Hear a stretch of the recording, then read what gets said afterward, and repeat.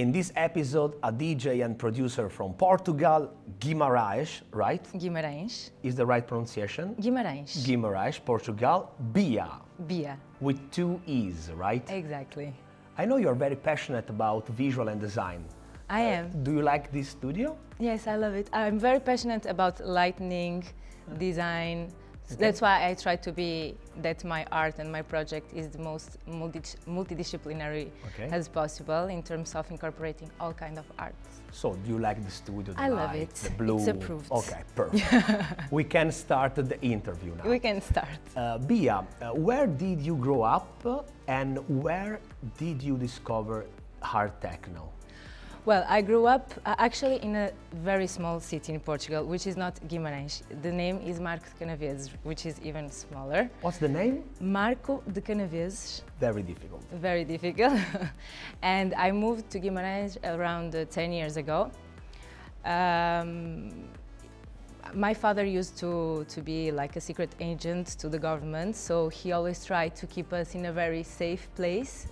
I can say this now because unfortunately he died, but before that I didn't know what it was his real job and why we didn't move that small city, because he didn't even work there. After he passed away, I realized that that was the reason. So after some years I decided to a bigger city, which is still small compared to Italy especially. I mean, you have some kind of small cities here, but in Portugal the size are very, very small. And when I start my international career, I've been here and there. Now in Rome. And when, we'll talk about Rome later. Yeah. When did you discover techno music, living with your father? Well, actually it starts as house music. While I was studying in college, I had this side job as a barmaid, so I always were connected to nightlife, to music, and that's when I started to listen electronic music for the first time. And besides that, I have an older cousin that has a DJ shop in Porto. He has big DJ studios, production equipment. So this was my very first touch when I was around 14, 13, going to his store and finding these machines and stuff. And that's when I started to get interest into this. But I always postponed this dream of mine because it's a very unstable one, I would say, not common at all. So I decided to be more focused in what was the plan of my life by my parents, which would be something more traditional, more secure. I studied business management and later marketing. I worked a bit in these fields, but they felt like prison to me, because every day was a routine, every day felt the same to me.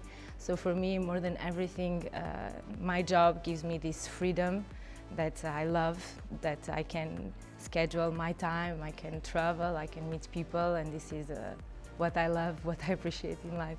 When did you first realize that being a DJ could be your job for life? Yeah, for a long time I tend to hold this dream, as I said, because I also want to make my dad proud. He wants me to be a scientist, so I always want to make his memory proud. But there was one time that I decided, you know what, I can be a very good DJ actually, and I can also have success in being a DJ. So it was the click that made me pursued what I really want. Do you remember your first DJ set in a club? I do remember, yes. As I said, I started playing house. So my first DJ set was in a sunset in a very cool bar close to the beach in my city. But during my career, I have very funny moments. I have very crazy and random DJ sets that I can remember. I start by making a plan of all the clubs that there exist in Portugal and sending, ask myself, can I play in your club? I'm starting with this project, blah, blah, blah, 7 years ago. For this reason, I played in the most random places that can exist. And going back to your question, after the house, I always felt that I want something more, you know? My body always wants something faster, something harder. So from the house, I passed to electronic, and then tech house, and then eventually techno, more classic techno. And now I play a bit harder. I don't consider it hard techno. I consider it techno, but faster, I would say. Okay. Yeah. But you don't have to play hard techno during the first Sunset Beach parties, I suppose. No, I played house, and even now it's a challenge for me, and it's something that I like to do. I like to adjust myself to different kind of parties and different kind of lineups. It's a challenge for me, so things don't get bored. Did you get paid for the first DJ set or not? I don't think so, no. I mean, in the first years of my career, my fee was very low, as you can imagine. And I would say it's fair, because I wasn't the best, you know, I was just a girl trying to pursue her dream. And where did you realize to go back to the next level? Making this more professional? Yes. Well, being from Portugal, I didn't have a lot of opportunities. The scene there is not big. I knew that my chance would be internationally. And I knew that the only way for me to grow up would be that someone looked at me, picked me, saw the potential in me, and give me an invite to sign me in an international agency. So there was one party in Portugal, I remember. It was Possession. Some years ago it was very popular. It was from Paris, and they did this edition in Portugal. And I knew it would be so important for me to be in this lineup, so I asked my booker at the time, please put me here. And it was where my first booker found me and made me an invitation, and since there I've been playing internationally, which was my goal. And on social media, everything looks so fast. Yeah. Did you have to fight a lot in your background, in your career? Yeah, I mean, on social media, sometimes it looks that we pop from nowhere, but it's been 7 years that I've been fighting for this. And as I said, being from Portugal, I'm not victimizing myself, but the truth is that it's not easy, because there isn't a big scene. There is one, but there isn't like a festival that represents the electronic music in the world. So I had to accept all kind of opportunities I had, which were good because it made me develop my sound, my skills, myself. Right now, if I'm in front of any kind of audience, I would say I'm not scared anymore, you know, because I've been there, I've been in the most shitty places that you can imagine. I remember one, I don't know if I can tell. I played in a super random village in Portugal, and it was a popular party for the people that lived in that small city. And before me, it was playing popular music. So the crowd there was super old, because in these smaller cities live more older people, and around 200 people. When I start, the older people left, so I stayed only with 20 young people maybe, and other 20 curious old ones. So it was super funny. It's a moment that I will never forget. Which DJs inspire you the most? Well, I have a lot for different reasons. I really love Jeff Mills for his technique, for his skills.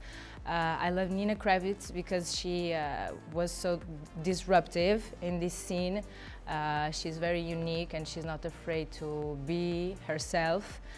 In terms of sound, I really like Dax J because right now he's not considered like a hard techno DJ, I would say, but some years ago he was the father of hard techno, so for me I love his sound. But I find inspiration in a lot of artists for different reasons. How would you explain your sound to everyone, someone never heard you before? Well, my sound is definitely energetic, fast, I would say. How fast? Do you want me to talk about BPMs? Yes. 155. It's a bit fast. Yes. Well, it's subjective. Like a fitness class. Yeah, yeah. It's a cardio session sometimes. I love trippy sounds. I love to get lost in these more different, unique sounds that sometimes a song has, and then they are more submersive in the music. But I love to catch them, and I feel them unique, and it's what catch me and what make me fall in love for the tracks. But more than music, I feel that, or it's my goal that when you listen to me for the first time, it's an experience that I hope you don't forget. It's an exchange of energy that I want to get from the crowd. It's just not me giving. I also need that the crowd give me something. Sometimes it's hard, of course. Sometimes they give me challenge. Sometimes they give me joy. Sometimes they give me upset faces. But for me, it's always a question-answer thing. It's like a dialogue that I love to have. Because I think it's so funny when I give something to them and they give me something back rather than just a monologue, you know? I'm very curious about your origin and your background in Guimarães. Tell me more about this city. Never been in Portugal before, heard about Guimarães, but tell me something more about the city. City, I don't know if you know, but it was actually the first city of Portugal, the first city of the first king of Portugal. It's a very picturesque, very beautiful with castles city. It's very small, but it's definitely unique. I recommend. And why are you living in Rome? Well, I love South Italy, South Europe to live. I really appreciate the weather, the food, the people, the lifestyle, the mood. So for me, being in a place that has sun, that has smiley people, that has good food, it's what I look for in life. So I love the south of Europe and I really love Italy, mi piace molto Italia. Quindi parli un po' italiano? Un pochino parla italiano allora. Devo imparare, no? Parli Vivo bene, a Roma parli per bene. un anno. Ti faccio una domanda in italiano. Ok. Cosa hanno in comune Roma e Guimarães? Ok, la persone penso che il principale, mi capisci? Benissimo! Okay. Perché, bueno, secondo me gli italiani e i portoghesi sono molto similari e questo si può comprovare per la storia, no? Romana che noi partiamo. Perfetto, parli meglio tu italiano che io l'inglese, ottimo, Okay. ottimo. No, non è vero. Ottimo. Why did you choose Rome and no, for example, Berlin or another techno capital? Because, well, first of all, I really like to have this contrast between my weekend life and my week life. I really need this balance in my life. I mean, I would recommend to all artists because it's a crazy life. So to have this kind of balance and being good with us, I like to differentiate as maximum as I can, if it's possible.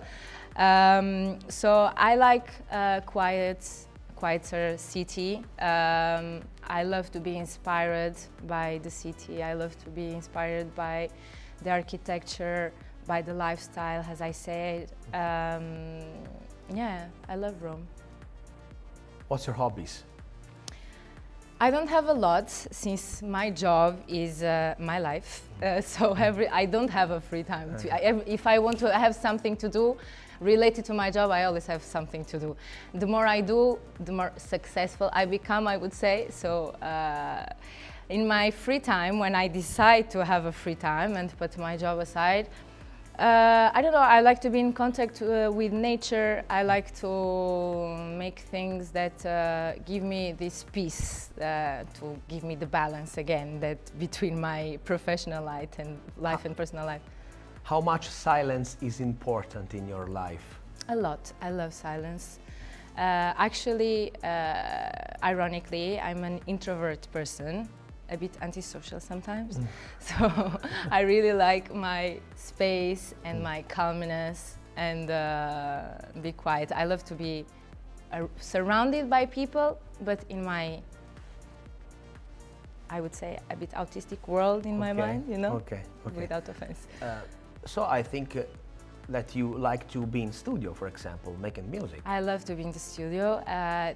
That's why I love to be in the studio, because it's my moment.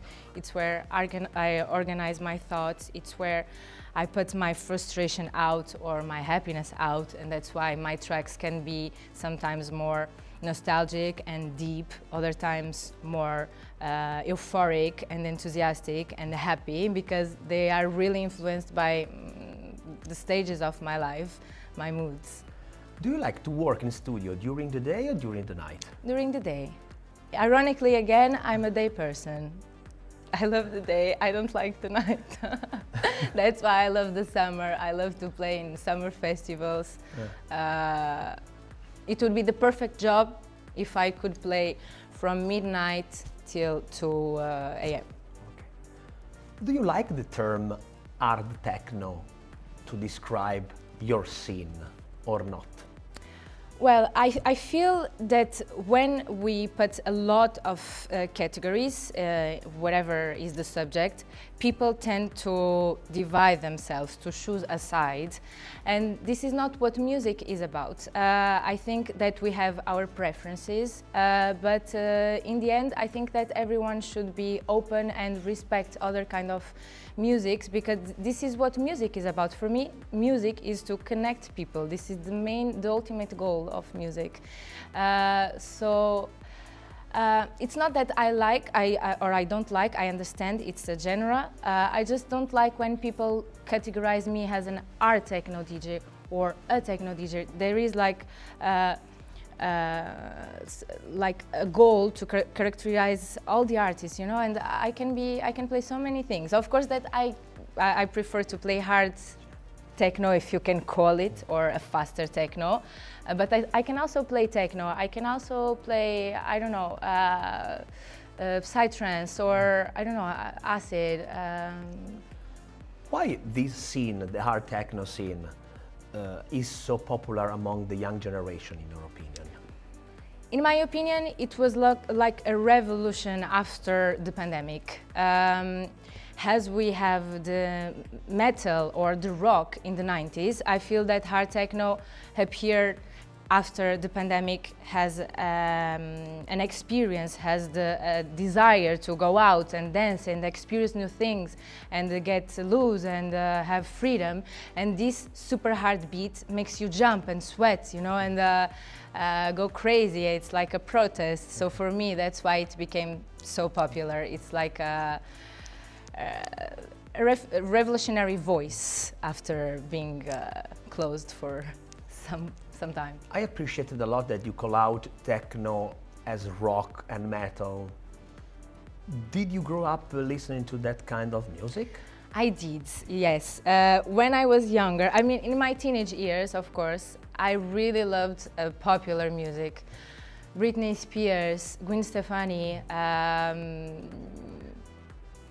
Because you are a girl from the CDs generation, like me, yeah. Growing up with CDs from Britney Spears to Backstreet Boys and pop artists. Yeah, exactly.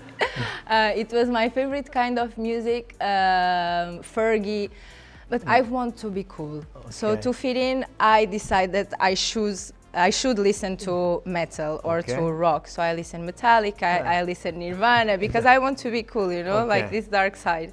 But I always liked really pop music. I screamed my lungs to pop music. You have a concept called Dystonia, right? Mm-hmm. What's the key elements?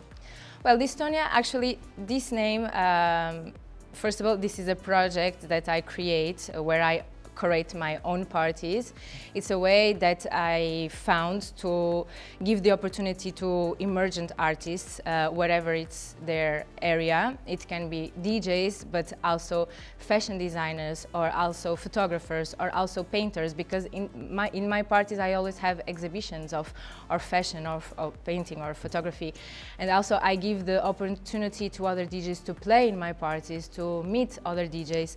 So this is the main goal of my parties.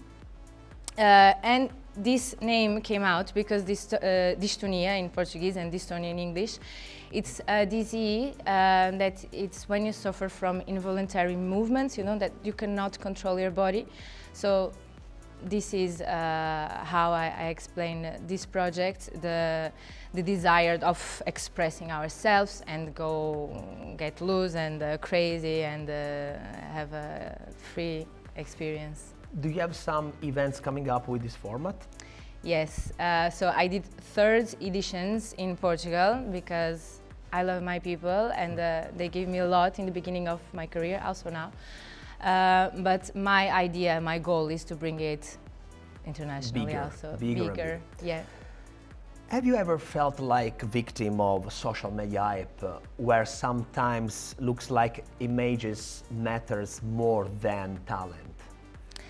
Yeah, I feel that nowadays image matter a lot. I mean, the social media, the exposure matters most than your talent, for sure. But what was your question, sorry? Have you ever felt like a victim of this system?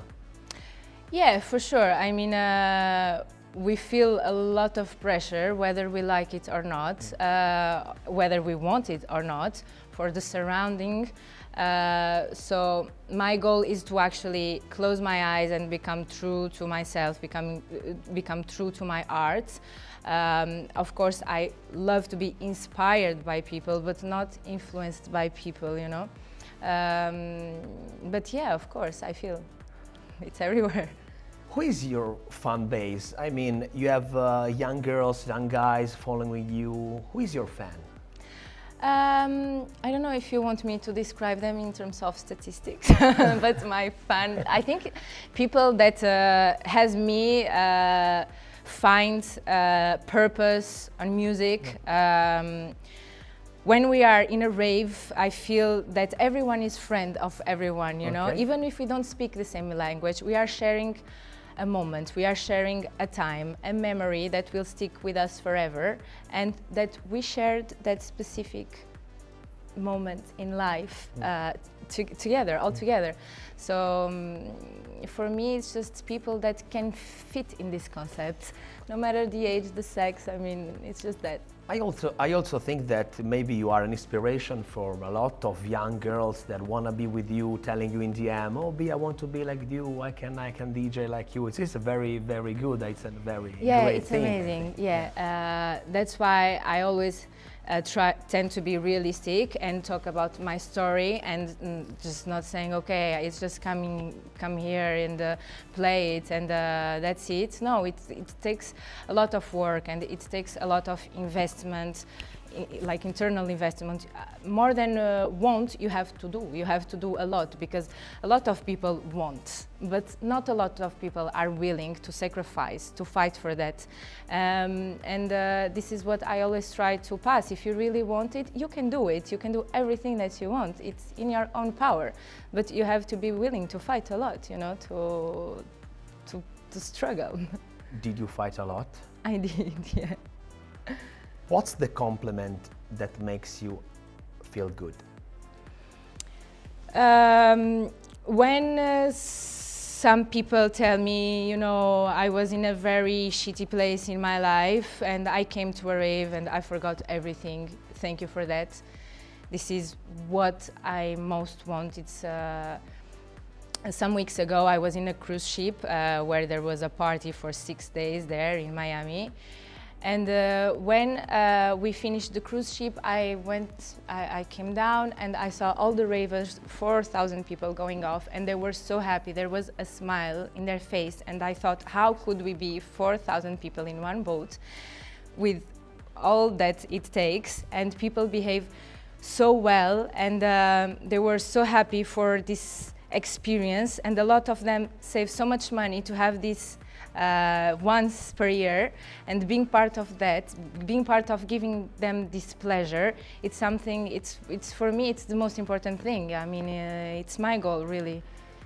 Is there a criticism that helped you to improve? Well, I always improve with bad critics. For me, they work better for me. So every time someone criticizes my skills, or someone, every time sometimes criticize, I don't know, my performance, of course that I don't accept everything. I question myself, is this true or not? But if in my mind I feel there is some truth about that, it helps me to improve. It helps me to, it gives me motivation to want to be better. It's a fuel to me, of course. When you are not BIIA with 2E, you are Exactly. Beatriz. Beatriz. It's Portuguese, Beatriz. Not Beatriz, it's Spanish. Beatriz. Yeah. Do you have a daily routine? I do. As I said, I love to keep the balance between my euphoric life, DJ life, and my personal life.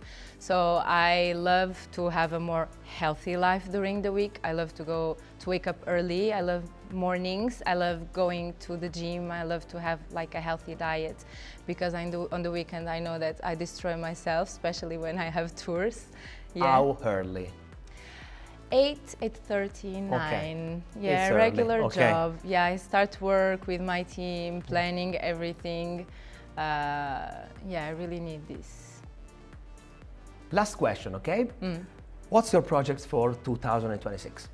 Well, 2026, I have a lot of festivals that I cannot say yet that I will play for the first time. So I'm super excited about, because when you work so hard and you start to see these milestones, where you start to see these accomplishments. And yes. It's what also motivates me, you know, to keep, maybe I'm doing something right, you know, so I arrive there, and I'm very excited to play there. I also want to release a lot of music. I want to have more time for myself so I can spend in the studio. I want to discover myself. I want to go into my sound more and try to find who am I in terms of sound as an artist. So yeah, these are my main goals. And my parties also, I want to start to project them in a bigger way. And I also have some all night longs, which is a challenge for me for the first time, playing for 6 hours, 8 hours in a row. So yeah, I'm very excited. You said that your father is no longer here, right? Yeah. The secret agent. Yeah. Did he get to see you becoming a famous DJ? No, because he died when I was 13, so it was in a very young age. But I don't know, maybe he saw me in another way. Thank you so much. Thank you.